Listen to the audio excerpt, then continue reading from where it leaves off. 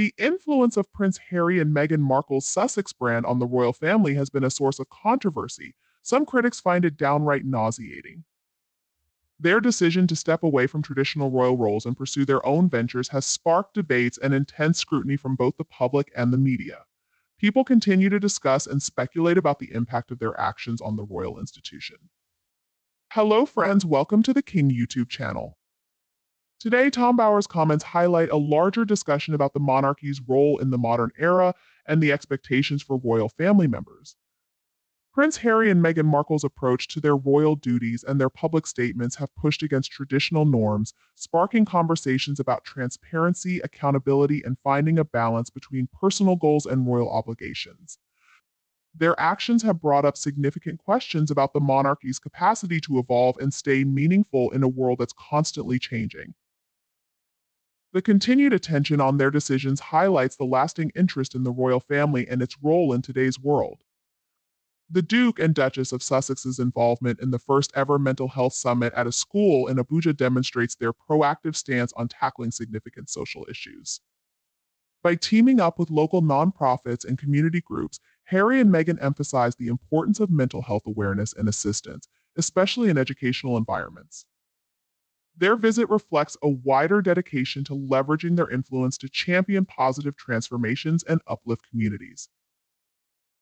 The event not only showcases the wide reach of their charitable work worldwide, but also sparks important discussions about mental well-being. It helps break down stigmas and promotes open conversations on a global level. Meghan's words to the children demonstrate her heartfelt empathy and connection with the people they met in Nigeria. By expressing that she sees herself in them, Meghan underscores a shared sense of humanity and common experiences that transcend cultural differences. Her recognition of the privilege of visiting Nigeria for the first time highlights the couple's dedication to connecting with diverse communities and elevating local voices in their charitable endeavors. This interaction illustrates the Sussex's advocacy approach, prioritizing personal connections and mutual understanding to advance positive change and raise awareness for crucial issues like mental health. Bower's criticism of the Sussexes' visit to Nigeria as mainly focused on promoting their brand mirrors ongoing discussions about the overlap between celebrity philanthropy and royal responsibilities. His comments imply a doubt about the sincerity of their actions, prompting debates about the fine line between genuine philanthropy and strategic image control. This scrutiny reflects larger conversations about the roles of royal family members in today's world and the changing expectations placed on them. The responses to Prince Harry and Meghan Markle's public engagements underscore the challenges of fulfilling royal duties in a time marked by intense media attention and increasing social awareness. Their methods of advocacy and community involvement still provoke a range of reactions and discussions, highlighting the difficulties and possibilities of using royal status to make a difference while also handling public opinions and anticipations. Bower's claim that the Nigeria tour is meant to slight and embarrass the British royal family offers a controversial view of Prince Harry and Meghan Markle's actions. This viewpoint suggests a purposeful desire to stir up conflict or hostility within the royal circle, revealing deeper tensions regarding the couple's decision to step away from traditional royal duties. These perspectives add fuel to ongoing discussions about the reasons behind the Sussexes' decisions and how they affect the monarchy. They highlight the intricacies and delicate nature of balancing personal goals with the duties and anticipations that come with royal status, especially in a time of shifting societal norms and internal changes within the royal family. Responses to the Sussexes' actions showcase the difficulties of handling public opinions while also preserving family unity. These discussions mirror larger talks about the role and relevance of monarchy in today's world, emphasizing the intersection of personal choice, public responsibility, and institutional tradition. During his discussion with host Nana Aqua, Bower defended the monarchy against criticisms from Harry and Meghan, suggesting that the royal family has become casualties of the Sussex brand. Bower's remarks suggest that the actions and public statements of the Duke and Duchess of Sussex have had significant consequences on the broader royal family's image and reputation. By portraying the royal family as victims of the Sussex brand, Bower implies that the couple's independent pursuits and public persona may have overshadowed or disrupted the established image and dynamics of the monarchy.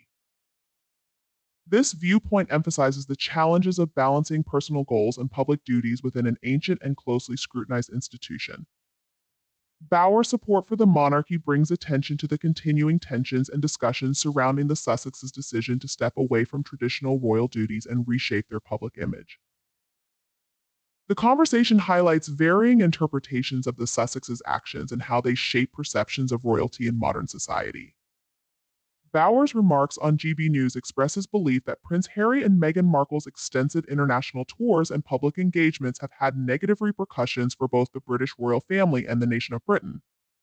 His choice of the term selfish implies a critical viewpoint, suggesting that the couple's actions prioritize their own interests over the broader interests of the monarchy and the country.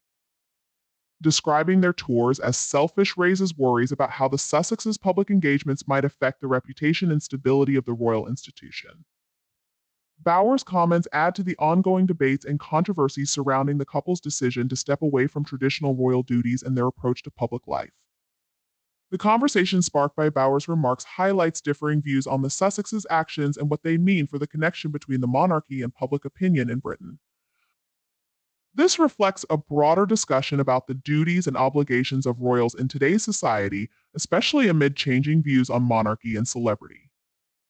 This statement offers a critical view of Prince Harry and Meghan Markle's actions, particularly their involvement in Nigeria and their previous remarks about the Commonwealth. Terms like interference imply a perception that the couple's activities are unwanted or unsuitable in the realm of international relations, particularly considering Nigeria's importance as a Commonwealth member. Bringing up the Sussexes' criticism of the Commonwealth in their Netflix series adds another dimension of conflict, suggesting that their actions are intentionally aimed at insulting and embarrassing the royal family. This interpretation highlights ongoing debates about the couple's decision to step away from traditional royal duties and how they engage with the public. The conversation about these remarks reveals differing perspectives on the Sussexes' intentions and the wider impacts of their public statements and actions. It delves into deeper discussions about the overlap of personal beliefs, public obligations, and the responsibilities linked to royal status on a global scale. Nana then put forward the argument that the tour is linked to RQL's collaboration with Nigeria, and the Nigerian communities they're visiting are beneficiaries of their charitable work. This viewpoint implies that Prince Harry and Meghan Markle's visit to Nigeria is a component of their wider philanthropic endeavors through their foundation, RQL. By interacting with Nigerian communities and backing local projects, the Sussexes aim to create a positive influence and build significant partnerships in tackling social issues. Nana's argument highlights a distinct understanding of the Sussexes' activities, emphasizing their dedication to charitable work and community involvement.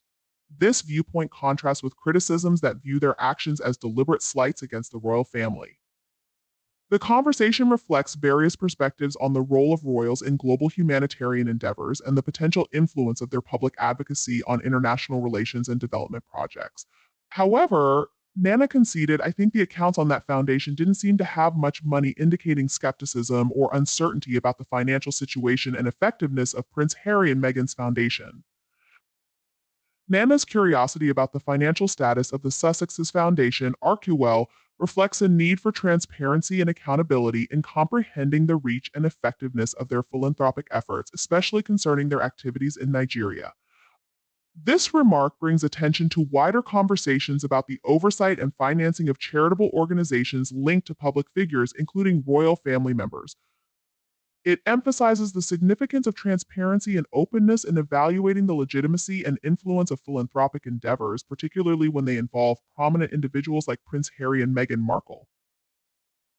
The discussion leads to reflections on the overlap of fame, public service, and financial responsibility in the realm of charity.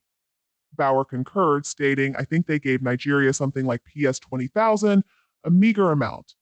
It seems all about boosting their own image and self-importance. Bauer's comments reflect a skeptical view of the importance and intentions behind Prince Harry and Meghan Markle's charitable donations and public involvements. He implies that the financial aid given to Nigeria is minimal and depicts their actions as mainly centered on self-promotion rather than sincere philanthropy or real impact. This viewpoint underscores continuing discussions about the motivations and effectiveness of charity efforts driven by celebrities, as well as the obligations linked to using public platforms for social causes. The conversation reveals varying understandings of the Sussexes' actions, highlighting conflicts between personal goals, public perception, and the ethical aspects of humanitarian work. The only assets they possess are their names and their ties to the royal family. This statement expresses a critical viewpoint on Prince Harry and Meghan Markle's perceived dependency on their royal status and celebrity associations. The speaker implies that the couple's public recognition and opportunities are primarily derived from their connection to the royal family, suggesting a lack of inherent significance or merit beyond their titles and heritage.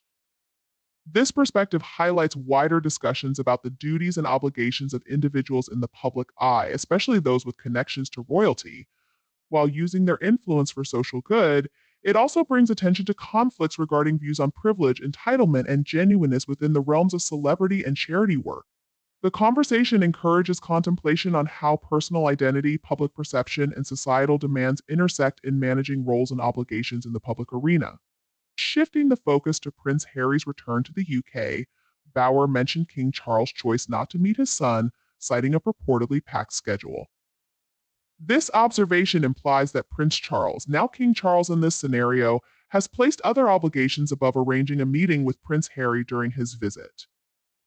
Bauer's remark delves into the dynamics within the royal family and the consequences of strained relations or scheduling clashes among its members.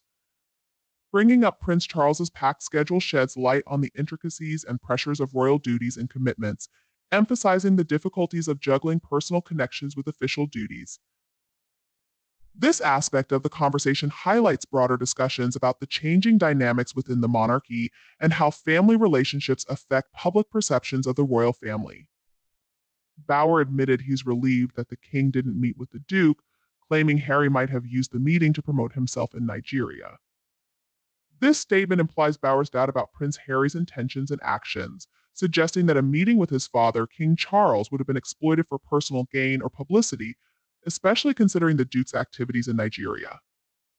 The comment reflects concerns about the overlap of royal duties with personal branding and public relations. Bauer's viewpoint underscores ongoing debates about the motivations and consequences of the Sussexes' actions, highlighting the complexities of navigating public roles and responsibilities within the royal family. This conversation brings up inquiries about genuineness, openness, and the lines between individual ambitions and public obligations in royal commitments and charitable work.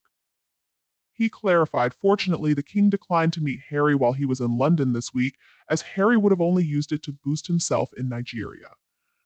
This clarification mirrors Bauer's conviction that a meeting between Prince Harry and King Charles during Harry's London visit would have been manipulated by Harry for personal advancement, especially considering his engagements in Nigeria. Bauer's statement emphasizes his doubt about Harry's motives and the perceived overlap of personal and public interests.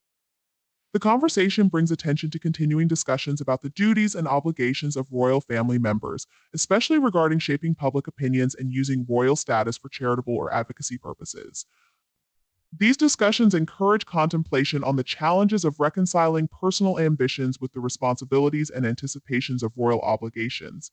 And of course, Meghan herself didn't even dare to leave Heathrow Airport here in London because she didn't want to face criticism.